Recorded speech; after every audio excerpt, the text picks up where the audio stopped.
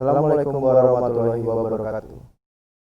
Kami kelompok 5 yang beranggotakan Aulia Sifaur Rahma, saya sendiri Satrio Anggito Abimanyu, dan Fanya Advi Safia.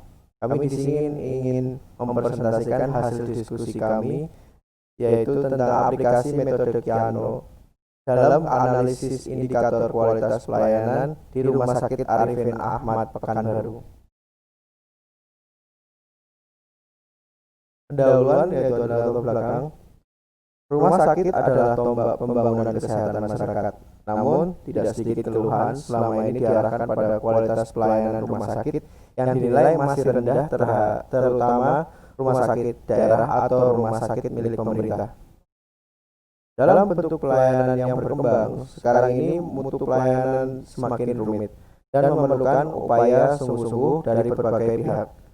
Persepsi konsumen merupakan penilaian subjektif terhadap pelayanan yang diperolehnya.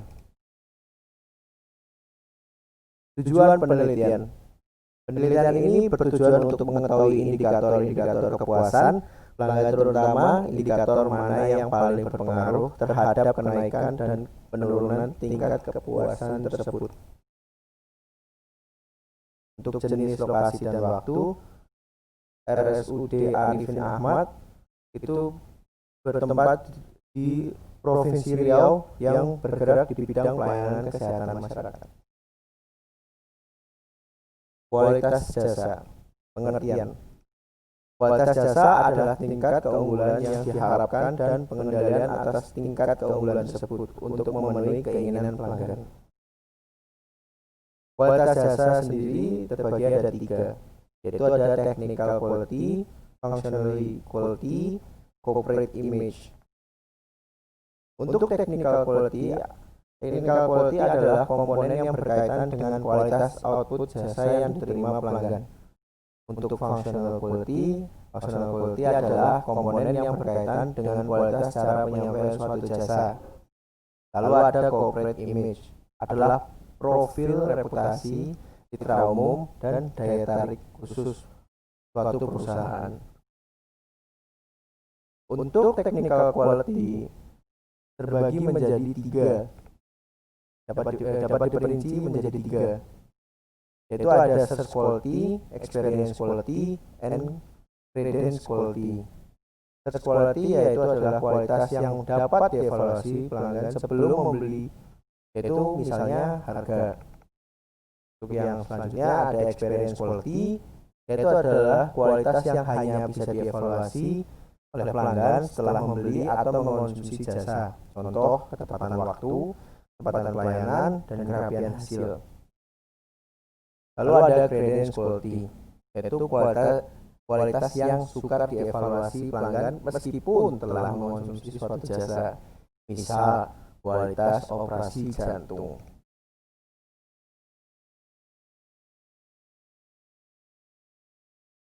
Menurut Zedma et al. Dalam kutipan Shimamura 2003 mengemukakan 5 dimensi dalam menentukan kualitas jasa. Ada 5, yaitu adalah ada reliability, responsiveness, assurance, empathy, dan tangibles.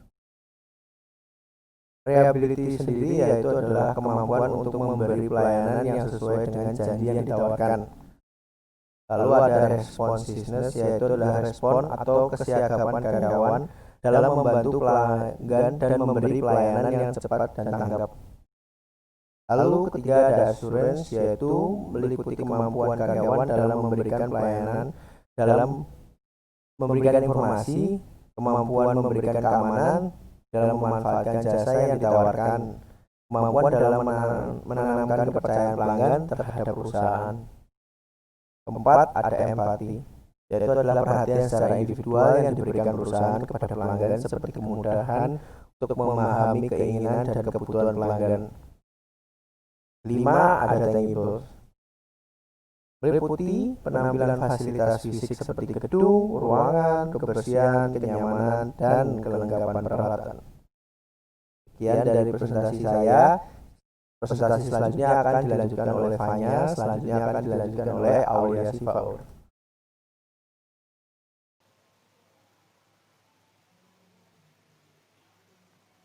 Sebelum kita menganalisis kualitas pelayanan di Rumah Sakit Arifin Ahmad Pekanbaru, kita akan menjelaskan metode analisis yang akan kita gunakan, yaitu model Kano. Yang pertama, kita akan membahas sejarah model Kano. Model Kano dikembangkan oleh Nariaki Kano, seorang profesor dari Universitas Tokyo Rika yang juga seorang konsultan internasional. Profesor Nariaki Kano bekerja sama dengan para mahasiswanya sehingga memunculkan beberapa ide yang menjadi cikal bakal terbentuknya model Kano ini. Kemudian pengertian model Kano. Model Kano adalah metode yang bertujuan mengkategorikan atribut-atribut dari produk maupun jasa berdasarkan seberapa baik produk tersebut mampu memuaskan kebutuhan pelanggan. Profesor Nariaki Kano mengkategorikan atribut-atribut layanan menjadi 4 kategori berdasarkan kepuasan pelanggan. Yang pertama, kategori yang pertama yaitu must be atau basic need. Yang kedua, one dimensional atau performance need. Yang ketiga, ada attractive atau excitement need. Yang keempat, ada indifferent. Saya akan menjelaskan atribut-atribut layanan tersebut. Yang pertama, ada atribut layanan must be atau basic need, di mana pelanggan menjadi tidak puas apabila kinerja dari produk atribut yang bersangkutan rendah. Tetapi, kepuasan pelanggan tidak akan meningkat jauh di atas netral meskipun kinerja dari atribut tersebut tinggi. Contoh dari atribut layanan ini yaitu fasilitas short messenger service yang ada pada handphone. Itu merupakan fasilitas yang seharusnya ada pada handphone masa kini. Kepuasan pelanggan tidak akan meningkat karena fasilitas SMS ini pada handphone. Namun, apabila fasilitas ini tidak ada, maka pelanggan tidak akan membeli handphone tersebut. Atribut selanjutnya ada one dimensional atau performance need, di mana tingkat kepuasan berhubungan linear dengan kinerja atribut, sehingga pada kinerja atribut yang tinggi akan mengakibatkan tingginya kepuasan pelanggan pula. Begitu pula sebaliknya. Contoh dari atribut layanan ini adalah yaitu pada produk makanan yang mencantumkan berat produk pada kemasan. Apabila berat produk yang diterima pelanggan di bawah berat produk yang tertera pada kemasan, maka tingkat kepuasan pelanggan akan rendah. Sedangkan jika berat produk yang diterima pelanggan di atas berat produk yang tertera pada kemasan, maka tingkat kepuasan pelanggan akan meningkat. Atribut layanan selanjutnya ada atraktif atau excitement need, di mana tingkat kepuasan pelanggan akan meningkat sangat tinggi dengan meningkatnya kinerja atribut. Akan tetapi, penurunan kinerja atribut tidak akan menyebabkan penurunan tingkat kepuasan. Contoh dari atribut layanan ini yaitu pada handphone yang diberi fitur fast charging, maka tingkat kepuasan pelanggan akan meningkat pesat karena pelanggan tidak menuntut fitur tersebut ada pada handphone mereka. Namun jika fitur fast charging itu tidak ada pada handphone mereka, tidak akan mempengaruhi tingkat kepuasan pelanggan. Sehingga jika fitur fast charging itu tidak ada pada handphone mereka, tingkat kepuasan pelanggan tidak akan menurun. Atribut layanan yang terakhir yaitu ada indifferent, di mana pelanggan tidak peduli dengan adanya atribut yang ditawarkan, sehingga ada atau tidaknya atribut tersebut tidak akan berpengaruh terhadap kenaikan atau penurunan tingkat kepuasan pelanggan. Contoh dari atribut layanan ini yaitu, misalnya suatu perusahaan makanan memberikan informasi kegiatan sosial yang perusahaan tersebut lakukan kepada konsumen. Namun, atribut tersebut tidak akan mempengaruhi tingkat kepuasan pelanggan terhadap produk yang mereka jual dengan adanya informasi kegiatan sosial perusahaan makanan tersebut yang diberikan kepada konsumen. Nah, suatu perusahaan semestinya mengetahui atribut layanan yang sesuai seperti apa. Juga perlu diperhatikan, perusahaan perlu memperhatikan pula bahwa kategori pelanggan tidak akan tetap sepanjang masa. Namun, kategori pelanggan akan berubah sesuai dengan perkembangan waktu. Selanjutnya ada keuntungan menggunakan metode model Kano. Yang pertama, mendapatkan pemahaman yang lebih baik mengenai permintaan konsumen. Yang kedua, dapat memprioritaskan permintaan-permintaan konsumen untuk pengembangan aktivitas selanjutnya. Yang kedua, dapat membedakan karakteristik pangsa pasar. Yang keempat, membantu dalam proses desain penjualan. Kemudian ada langkah-langkah dalam menggunakan metode model Kano. Ada 6 langkah menggunakan metode model Kano ini. Yang pertama, identifikasi atribut dengan melakukan pengelompokan. Kemudian ada tes prakuesioner Kano kepada setidaknya 15 konsumen. Tujuan dari dilakukannya tes prakuesioner ini untuk mengetahui pertanyaan-pertanyaan apa atau kuesioner seperti apa yang dibutuhkan konsumen untuk menyelesaikan permasalahan perusahaan. Yang ketiga, yaitu penyusunan kuesioner dari hasil tahap sebelumnya dan pengadaan kuesioner. Yang keempat, mengklasifikasikan atribut berdasarkan model Kano berdasarkan hasil kuesioner pada tahap sebelumnya. Kemudian ada menghitung nilai better dan worse, serta menganalisis hasil dari permasalahan ini menggunakan model Kano dan membuat kesimpulan. Kemudian ada langkah ke-6 yaitu melakukan tindakan perbaikan dari hasil analisis menggunakan model Kano pada tahap-tahap sebelumnya. Untuk lebih detailnya mengenai langkah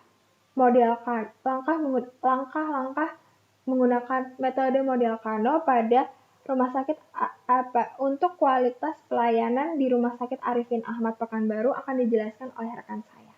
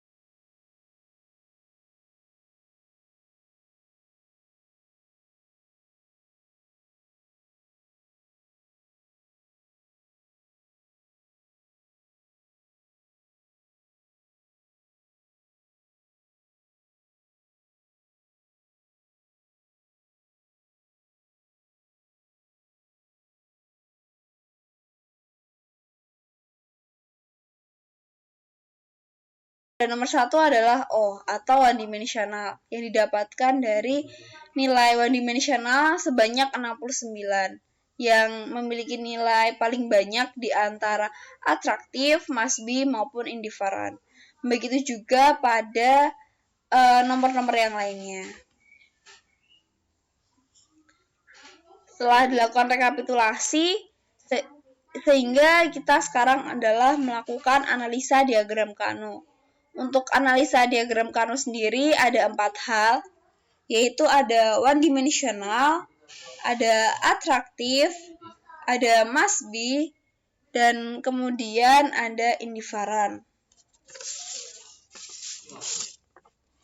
Untuk one dimensional sendiri merupakan atribut yang termasuk ke dalam kategori yang sangat penting untuk diprioritaskan oleh pihak rumah sakit karena tingkat kepuasan pelayanan yaitu berhubungan linear dengan kinerja atribut. Nah, faktor-faktor yang berpengaruh ke dalam kategori ini adalah sebagai berikut.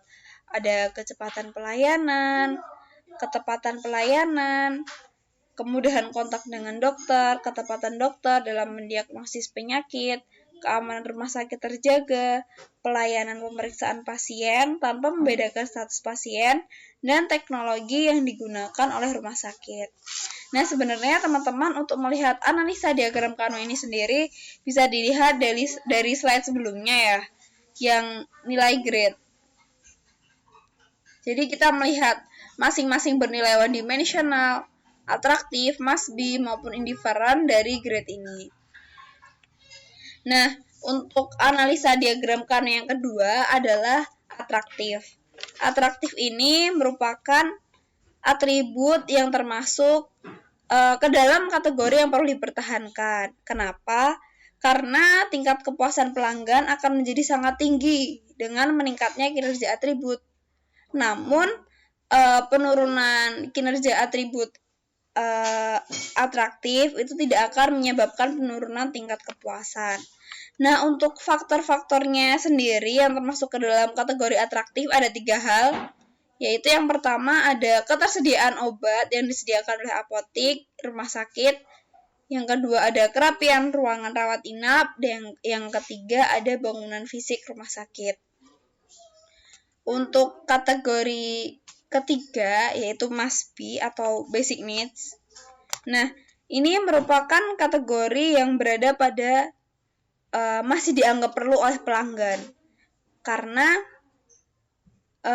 pelanggan menjadi tidak puas apabila kinerja dari atribut yang bersangkutan adalah rendah. Namun, kepuasan pelanggan tidak akan meningkat jauh di atas netral, meskipun kinerja dari atribut tersebut adalah tinggi. Nah, untuk faktor-faktor yang masuk ke dalam must be ini ada jadwal pemberian makanan, ada prosedur pengobatan, ada kemudahan kontak dengan perawat, ada kinerja petugas dalam memberikan informasi kepada pasien, ada keramahan perawat, keterampilan dokter, keterampilan perawat, keberfungsian peralatan, kebersihan ruangan rawat inap, kebersihan lingkungan rumah sakit, perhatian dokter, dan perhatian perawat. Dan analisa diagram Kano yang terakhir yaitu adalah indifferent. Indifferent ini merupakan atribut yang berada pada kategori yang kurang diperhatikan oleh pelanggan, sehingga ada atau tidaknya atribut tersebut tidak akan berpengaruh terhadap kenaikan atau penurunan tingkat kepuasan pelanggan. Adapun faktor-faktor yang menjadi atribut dalam indifferent yaitu ada keramahan dokter, penampilan perawat, dan jadwal kunjungan pasien. Nah, setelah dilakukan analisis diagram Kano, kemudian dilakukan perhitungan nilai better dan worse. Nilai better ini mengindikasikan seberapa banyak kenaikan dan kepuasan pelanggan jika kita menyediakan fiturnya.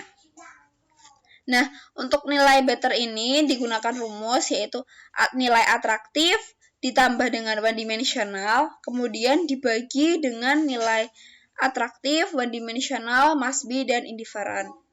Untuk worst, yaitu mengindikasikan seberapa banyak penurunan kepuasan pelanggan jika kita tidak menyediakan fiturnya, yaitu dengan rumus one dimensional ditambah dengan must be, kemudian dibagi dengan atraktif, one dimensional, must be, dan indifferent. Nah, setelah dilakukan penilaian terhadap nilai better dan worst didapatkan pada tabel berikut. Untuk yang saya lingkari ini merupakan 4 nilai better maupun 4 nilai worst yang memiliki nilai terbesar. Sehingga dalam penelitian ini didapatkan kesimpulan sebagai berikut. Yang pertama, atribut pelayanan yang perlu untuk terus ditingkatkan. Nah, ini berhubungan dengan nilai one dimensional, di mana ketika nilai tersebut tinggi, maka kepuasan dari pelanggan juga akan tertinggi karena mereka bersifat linear. Yaitu ada 7 hal yang sudah saya sampaikan tadi ya, seperti yang di one dimensional, yaitu ada kecepatan pelayanan pemeriksaan pasien, yang kedua ada ketepatan pelayanan pengobatan pasien, yang ketiga kemudahan kontak dengan dokter, yang keempat ketepatan dokter dalam mendiagnosis penyakit, yang kelima keamanan rumah sakit terjaga dengan baik, yang keenam pelayanan pemeriksaan pasien tanpa membedakan status pasien, dan yang terakhir ada teknologi yang digunakan oleh rumah sakit. Nah, untuk kesimpulan yang kedua yaitu terkait penilaian better dan worst. Dari penilaian better dan worst ini, maka dapat diketahui begitu, atribut yang sangat berpengaruh terhadap kenaikan tingkat kepuasan pelanggan jika atribut tersebut dipenuhi.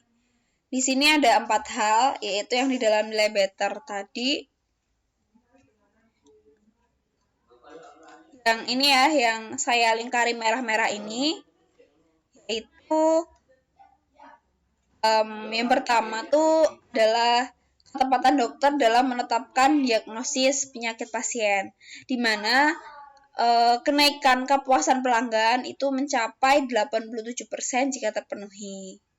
Yang kedua ada ketersediaan obat di apotek rumah sakit, di mana kenaikan kepuasan pelanggan itu mencapai 74% jika terpenuhi. Yang ketiga ada kecepatan pemeriksaan pasien, di mana kenaikan kepuasan pelanggan mencapai 73% jika terpenuhi. Yang keempat ada kerapihan ruang rawat inap pasien, di mana kenaikan kepuasan pelanggan mencapai 73% jika dipenuhi. Dan yang ketiga yaitu atribut yang berpengaruh terhadap penurunan tingkat kepuasan pelanggan rawat inap jika atribut tersebut tidak dipenuhi. Itu ada 4 hal juga. Yang pertama, kecepatan pemeriksaan pasien, di mana penurunan tingkat kepuasan pelanggan mencapai 85% jika pihak rumah sakit tidak dapat memenuhinya. Yang kedua ada kemudahan kontak dengan perawat, di mana penurunan tingkat kepuasan pelanggan mencapai 80% jika tidak terpenuhi. Yang ketiga ada kinerja petugas dalam memberikan informasi kepada pasien, di mana penurunan tingkat kepuasan pelanggan mencapai 84% jika tidak terpenuhi. Dan yang terakhir adalah perhatian perawat dalam menangani kebutuhan pasien, di mana penurunan tingkat kepuasan pelanggan mencapai 80% jika tidak terpenuhi. Nah, mungkin ini saja yang dapat saya sampaikan, yaitu terkait hasil pembahasan dan kemudian kesimpulan. Sehingga dari sini tuh berdasarkan hasil penelitian, diharapkan pihak rumah sakit dapat meningkatkan kinerja atribut pelayanannya yang berdasarkan dari harapan dari pelanggan.